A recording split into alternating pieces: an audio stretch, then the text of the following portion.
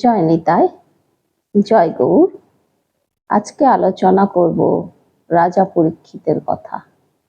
বলছে মহারাজ পরীক্ষিত একদিন কি করেছিল, জরাসন্ধের মুকুট মস্তকে ধারণ করে মৃগয়া করতে বেরিয়েছিল। তো রাজা পরীক্ষিত কিন্তু ভীষণ ধর্মপরায়ণ রাজা ছিল, অথচ যখনই জরাসন্ধের মুকুটটা মস্তকে ধারণ করেছে তো কি হয়েছে, কলি এসে রাজা পরীক্ষিতকে গ্রাস করে ফেলেছে। যে রাজা ধর্মপরায়ণ সাধুপরায়ণ সে কি করেছে, আজকে মৃগয়া করতে বেরিয়েছে। তো জঙ্গলে ঘুরে বেড়াচ্ছে, পশু শিকার করবে। হেন সময় কি হয়েছে, রাজার ভীষণ জল তেষ্টা পেয়েছে। তো জল তেষ্টা যখন পেয়েছে তো দেখছে বেশ কিছুটা সামনে একটা আশ্রম রয়েছে। তো আশ্রমে গেছে, গিয়ে দেখে এক ঋষি, শ্রমিক ঋষি, উনি ধ্যানরত অবস্থায় রয়েছেন চোখ বন্ধ করে। তো রাজা বলেছে আমার ভীষণ জল তেষ্টা পেয়েছে, কিন্তু ঋষির ধ্যান ভাঙেনি। তখন না রাজার খুব রাগ হয়ে গেছে। কি করেছে, একটা মৃত তক্ষক সাপ পড়েছিল, সেই সাপটা এনে ঋষির গলায় ঝুলিয়ে দিয়েছে। তাও ঋষির ধ্যান ভাঙেনি। এই ঘটনাটা কিছু বাচ্চা লক্ষ্য করেছিল। তারা দৌড়ে গিয়ে শৃঙ্গি তখন স্নান করছে, শ্রমিক ঋষির সন্তান, তাকে জানিয়ে দিয়েছে। আর রাজা ওই সাপ ঝুলিয়ে দেওয়ার পরে কি করেছে, ওখান থেকে চলে গেছে। শৃঙ্গিকে গিয়ে বন্ধুরা সম্পূর্ণ খুলে বলেছে যে তুই এখানে স্নান করছিস, আনন্দ করছিস, ওইদিকে জানিস তোর বাবার সঙ্গে এরকম ঘটনা ঘটেছে। তাই এত বড় দুর্ঘটনা, এত বড় অপমান আমার বাবাকে রাজা করেছে। সঙ্গে সঙ্গে হাতে জল নিয়ে রাজাকে অভিশাপ দিয়ে দিয়েছে যে মৃত তক্ষক সাপ আমার বাবার গলায় ঝুলিয়েছে, সেই তক্ষক সাপই 7 দিন পর দংশন করবে এবং রাজা পরীক্ষিতের মৃত্যু হবে। এইবার কি হয়েছে, বাচ্চা ছোট তো, শৃঙ্গি তখন কাঁদতে কাঁদতে কাঁদতে বাবার কাছে এসেছে, এসে কাঁদছে। তো এতক্ষণ শৃঙ্গির কান্নার শব্দ এইবার যথারীতি শ্রমিক ঋষির কানে পৌঁছেছে। এতক্ষণ রাজা ডাকলো, পৌঁছায়নি। কিন্তু সন্তান এমনই মায়া যে সন্তানের কান্নার শব্দ আচ্ছা ঋষি মুনিদেরও ধ্যান নষ্ট করে দেয়। এইবার যখন শৃঙ্গির কান্নার শব্দ শুনতে পেয়েছে, মুনির ধ্যান ভেঙে গেছে। বলছে কি ব্যাপার, তুমি কাঁদছো কেন? দেখো বাবা, তোমার গলায় রাজা পরীক্ষিত মৃত্যু সাপ ঝুলিয়ে দিয়েছে।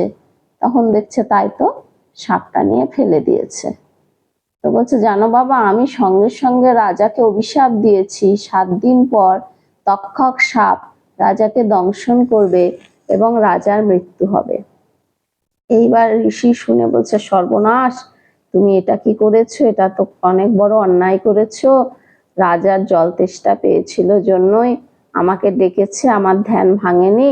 হ্যাঁ, এখানে তো আমারও অপরাধ আছে।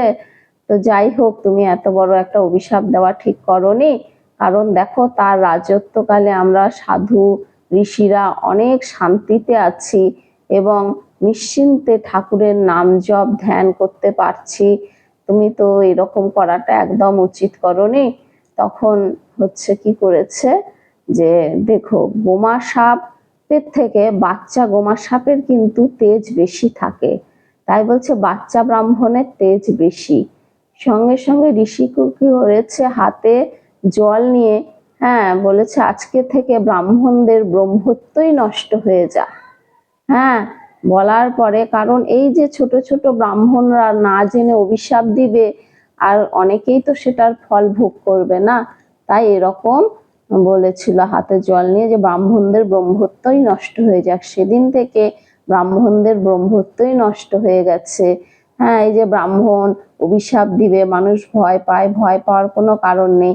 আজকালকার ব্রাহ্মণরা কিন্তু আগেকার দিনের ব্রাহ্মণদের মতো নেই।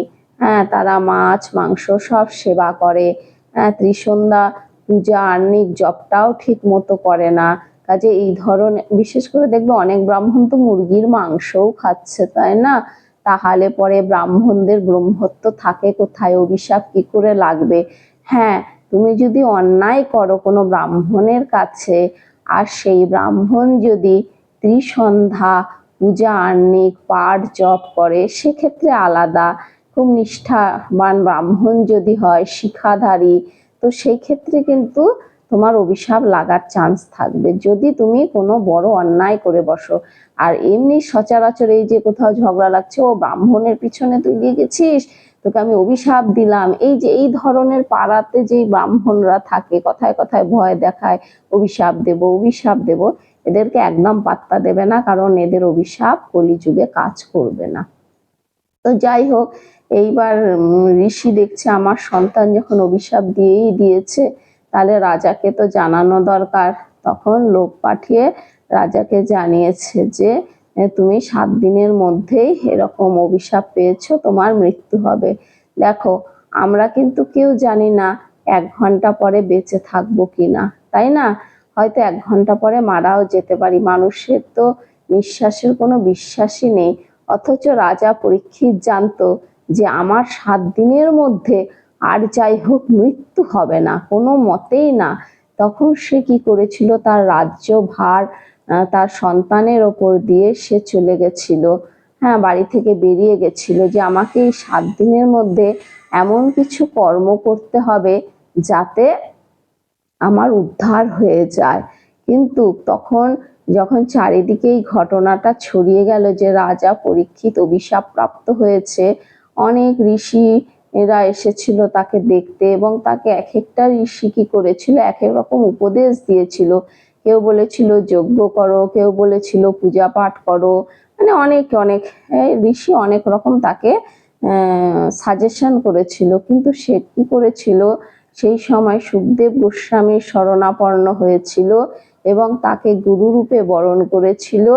আর সুখদেব গোস্বামী রাজা পরীক্ষিতকে 7 দিন 7 রাত্রি ভাগবত পাঠ শুনিয়েছিল। তো সুখদেব গোস্বামীর শরণে গেছিল।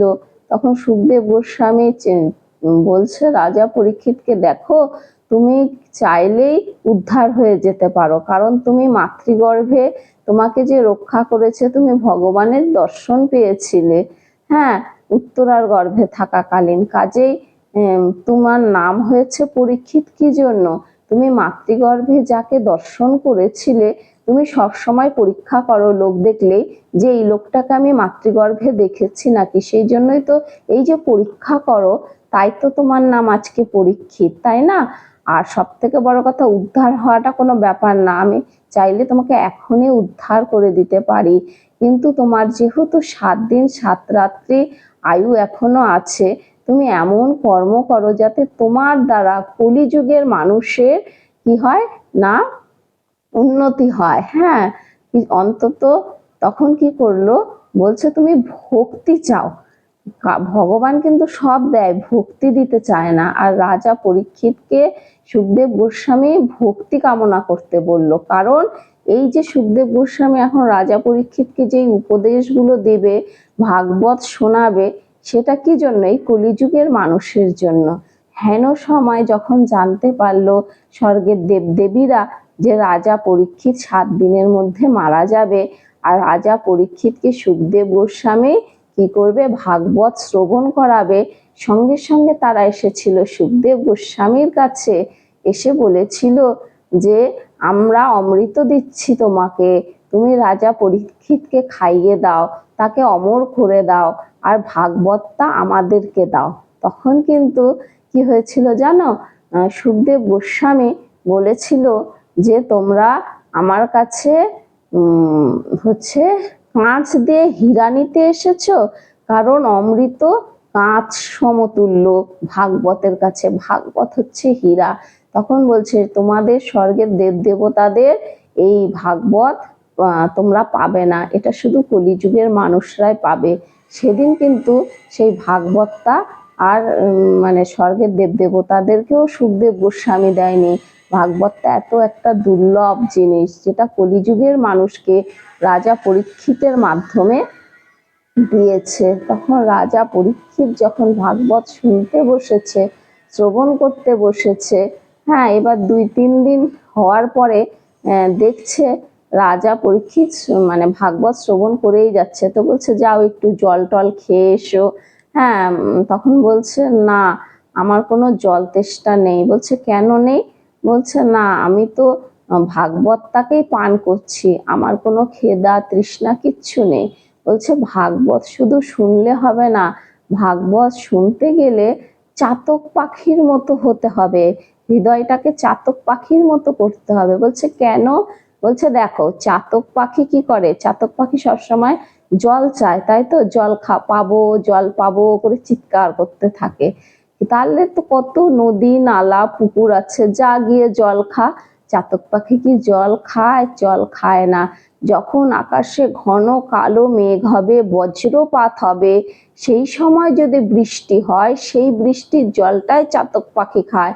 তাছাড়া সারা বছর কিন্তু চাতক পাখি জল খেতে পারে না। সেই রকম ভাগবত শুনতে গেলে হৃদয়টাকেও চাতক পাখির মতো করতে হবে, এতটাই তৃষ্ণা থাকতে হবে হৃদয়ে, তবেই তাকে ভাগবত শোনানো হয়। তার সবাই কিন্তু এই ভাগবত শোনারও উপযোগী নয়, কারণ হৃদয় যদি চাতক পাখির মতো না হয়, ওই ভাগবত শুনে কোনো লাভ হবে না, এক কান্দে ঢুকবে আর এক কান্দে বেরিয়ে যাবে। তাই বলছে ভাগবতটা তো দুর্লভ জিনিস, এরকম চাতক পাখির মতো হয়েই শুনতে হবে। আর কি করতে হবে দেখো, ভাগবত পাঠ করতে গেলে এক একটা পাঠক হয়তো অনেক কথা বলবে, কখনো রাজনীতির কথা বলে ফেলে বা কখনো সংসারের কথা বলে ফেলে, যেটা ভাগবতের নেই, তাই তো। কিন্তু কেন বলছে? সাধারণ মানুষকে বোঝানোর জন্য। বলছে ভাগবত শ্রবণ করতে গেলে একটা মানুষের যেমন চাতক পাখির মতো হতে হবে একটা গুণ, আর 2 নাম্বার গুণ তাকে হচ্ছে হংসর মতো হতে হবে। বলছে কেন হংসের মতো হতে হবে? এই কারণেই হংসের মতো হতে হবে, একটা থালায় যদি দুধ দেওয়া হয় আর জল দিয়ে মেশানো হয়, হংস কি করবে? শুধু দুধটাকেই কিন্তু খাবে, জলটা ওখানে পড়েই থাকবে, জল থেকে দুধটাকেই সে বেছে খেয়ে নেবে চুষে চুষে। তো এই রকম বলছে একটা পাঠে, ভাগবত পাঠে, আলোচনাতে, হ্যাঁ, সাধু সঙ্গতে তুমি যদি যাও, এরকম অনেক কথা উঠে আসবে।